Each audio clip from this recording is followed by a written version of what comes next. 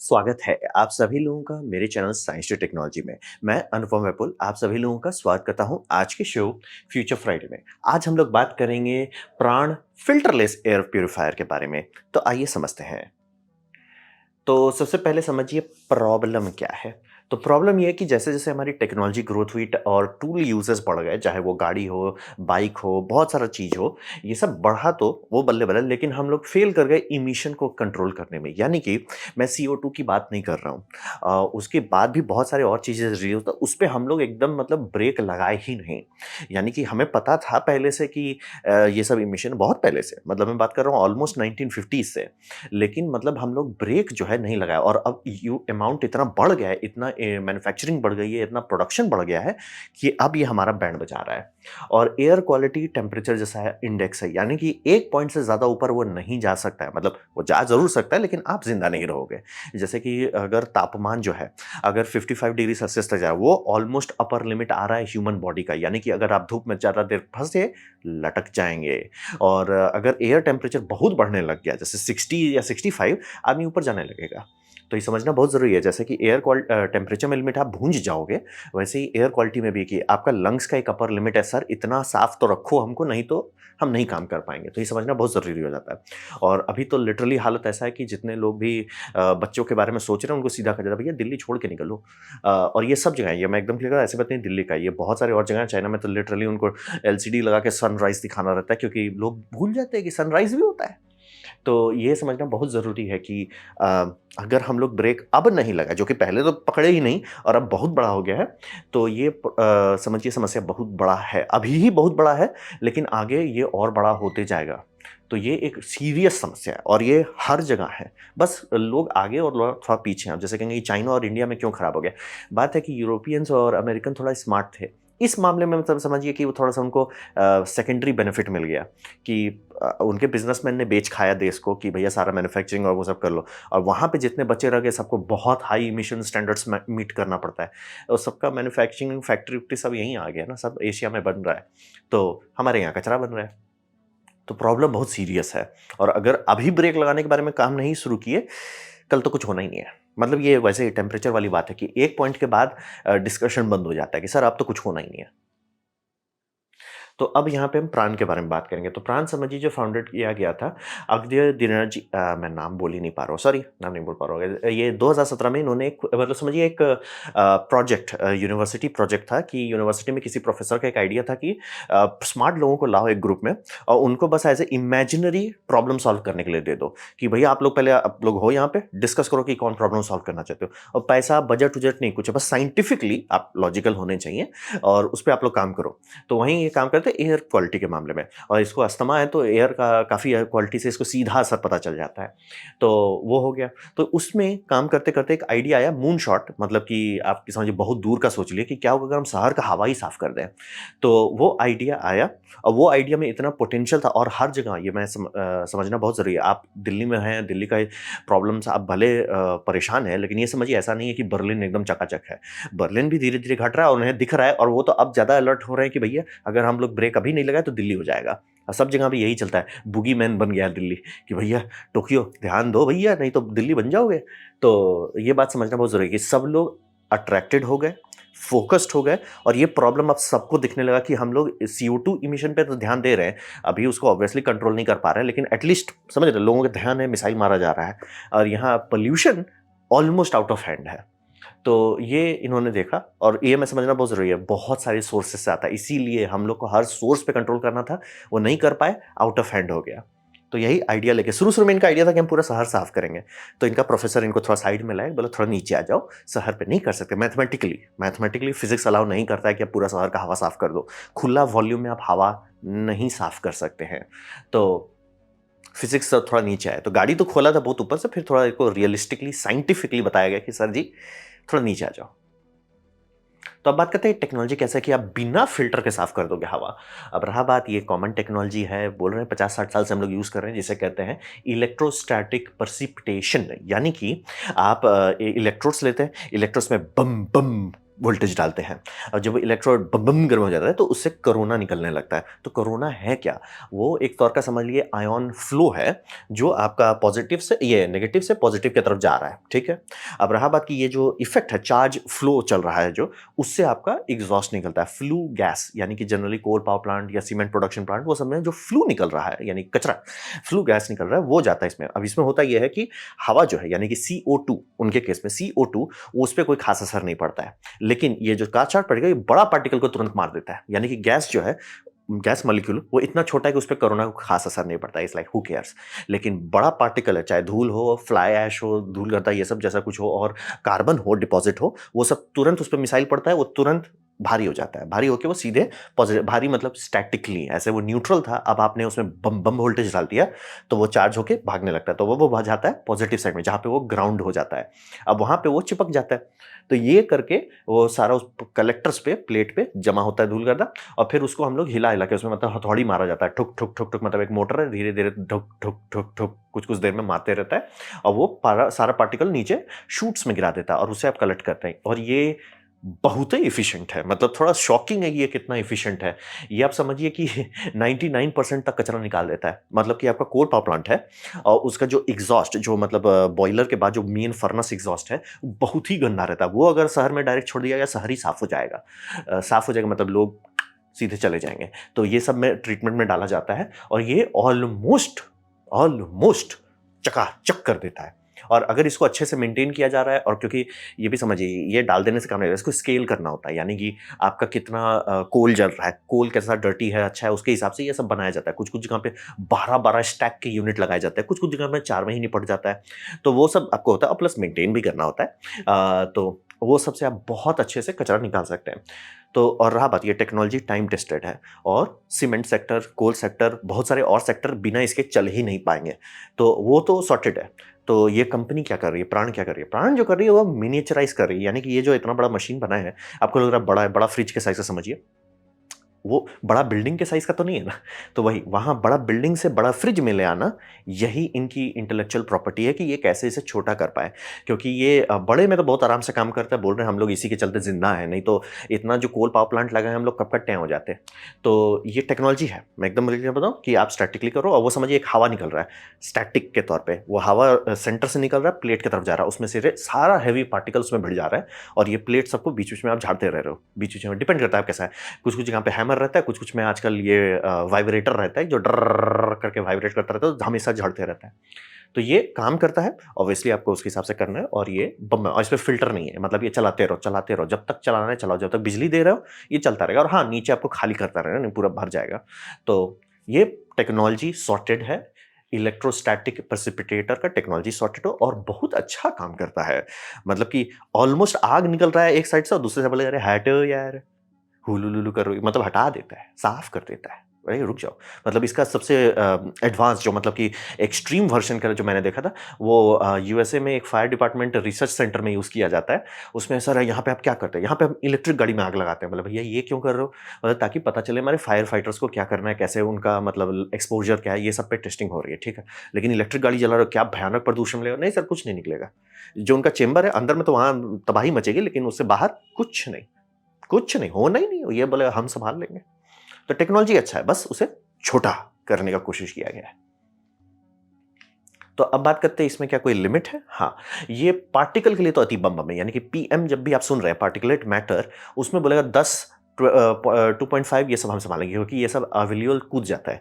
यानी कि आप समझिए एक डस्ट का पार्टिकल 90 माइक्रोमीटर्स का होता है, वहीं अगर आप एक ये देखते हैं पॉलन समझ लीजिए एक तौर से, वो इतना छोटा होता है कि आपका लंग्स का जो एव्यूल है, जो मतलब बॉल्यून्स है, उसके मतलब आर पार चला जाता है, तो वो आपके ब्लड के अंदर कंटेमिनेशन डाल देता है, वो आपका बॉडी नहीं फिल्टर कर सकता है।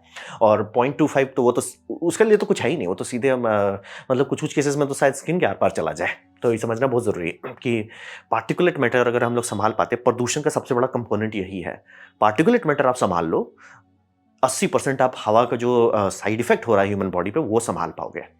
तो वही है, तो यहाँ तो वो बम बम काम करता है, लेकिन दिक्कत यह है कि ये गैसियस पोल्यूटेंट्स को नहीं छू सकता है, यानी कि जिसमें भी मास है, मतलब आप समझिए आप कोरोना से क्या कर रहे हो, हवा बना रहे हो, हवा किस पे असर डाले, गैस पे उतना असर नहीं करेगा, लेकिन जो हैवी पार्टिकल है उसको ठेल देगा, बोला हटो, और स्टैटिक है, वो चिपक भी जाएगा दूसरे साइड, बम बम।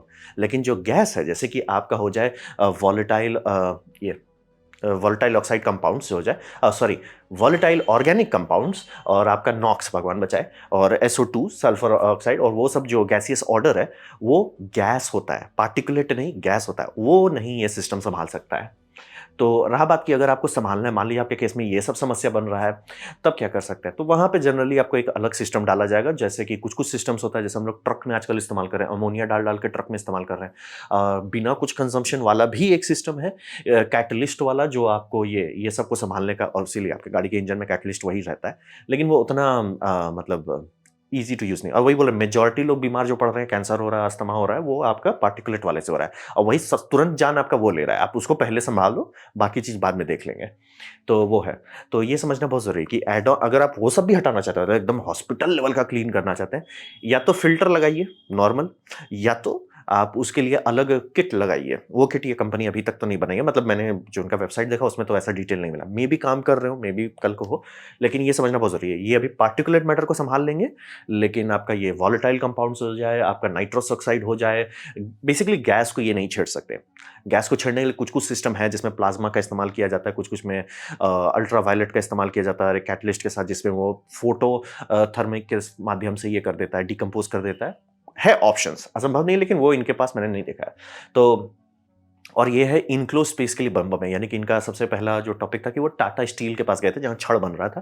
तो इनका तो तुरंत अभी बंदा का अस्थमा वाले लोग तुरंत पकड़ लेते हैं, एयर क्वालिटी खराब है, और भैया इतना खराब है? बोला कि हमको आपको खराब लग रहा है ना, आप जाओ हमारे कंपटीटर के पास, बोलोगे भैया ये तो होना ही नहीं, लीगल ही नहीं होना चाहिए ऐसा बुरा हालत में रखना। और हाँ, ये बहुत गंदे हालत में इंडिया में फैक्ट्री अलाउड है।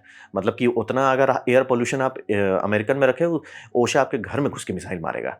तो ये समझना बहुत ज़रूरी, बहुत खराब अलाउड किया रहता है। तो वहीं पे इनको आइडिया आया कि फैक्ट्रीज़ को ही हम सँभाल लेते हैं। तो लिमिट है, आपको समझना है। फैक्ट्री के अंदर बहुत बढ़िया, लेकिन अगर फैक्ट्री से बाहर निकल गया है और वो फैल रहा है शहर में, तब इसका कोई मतलब नहीं। मतलब आप चला सकते हो, ये कचरा हटाएगा भी, लेकिन वो इन्फिनिट प्रॉब्लम सॉल्विंग हो जाएगा। मतलब कि जैसे होता है ना कि नदी से जो कचरा जा रहा है समुद्र में, वहाँ पे आप नदी पे फ़िल्टर कर सकते हो, समुद्र नहीं फ़िल्टर कर सकते हो। तो सेम वही वाली बात होती है। तो लिमिट्स है, तो मैं एकदम क्लियर कर दूँ, पार्टिकुलेट मैटर थारा भाई सँभाल लेगा, गैस नहीं सँभाल पाएगा, गैसेस को ये नहीं सँभाल पाएगा। तो वही आपको थोड़ा समझना, और इनक्लोज़ स्पेस बाहर, मतलब इनको इसीलिए बोला इनके प्रोफेसर, इनको थोड़ा नीचे लाके, थोड़ा ज़्यादा उड़ रहे हो, सेल करने का तो सेल भी कर दो, लेकिन आप थोड़ा नीचे आओ, वो होगा नहीं। आपको कोई बोलता है फैक्ट्री के अंदर कचरा बन रहा है, यहीं पे साफ कर लो, तुरंत हो जाएगा, लेकिन बाहर नहीं हो पाएगा। तो ये इनका लिमिट है, फिज़िक्स का लिमिट है, इसे बायपास नहीं कर सकते। मैं देख सकता हूँ कि कुछ ऐड ऑन करके ये आप ऐसा कर दें, ये सब वोलेटाइल वाला कंपोनेंट भी हैंडल करने लगे, बट आउटसाइड ये कभी काम नहीं करेगा, वो फिज़िक्स का लिमिट है। तो अब बात करते हैं भविष्य में क्या होगा। तो ये एक बहुत औज़ार है, बहुत अच्छा औज़ार है, क्योंकि इसमें वही, जैसे मैंने इंदिरा वाटर्स के बारे में बात किया था, कि ये टैकल एट सोर्स करता है। यानी कि अगर दिल्ली के इर्द-गिर्द वाले एरिया में देखते हैं हज़ारों फैक्ट्रीज़ हैं, वो सारे फैक्ट्री को आप साफ़ कर दें, तो टोटल एयर पॉल्यूशन जो है वो काफ़ी कम हो जाएगा। अब स्टबल बर्निंग है, उसको तो उतना नहीं सँभाला जा सकता है, और ये जो बंदा है, चूँकि लिटरली माँ-बाप से लड़ के, भैया घर में अगरबत्ती मत जलाओ, अगरबत्ती सीधा प्रदूषण है। महकता अच्छा है, लेकिन बैंड बजा देता है। तो अब हम लोग लंबा जीने लगे, तो इसका असर पता चलने लगा है। तो कॉन्टेक्स्ट वही रहता है कि हमें सोर्सेज़ पे ही टैकल करना है।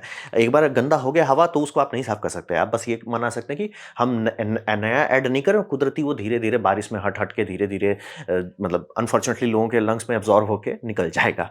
लेकिन आप सोर्सेज़ को अगर रोक लेते हो, तो बहुत अच्छे से होगा। जैसे मैं पानी के केस में बोलता हूँ, अगर पानी सीवेज में जा चुका है, तब उसे फ़िल्टर करना बहुत मुश्किल है। लेकिन फैक्ट्री जहाँ से कचरा निकल रहा है, वहीं पे कर दो, बहुत सस्ते में निपट जाएगा।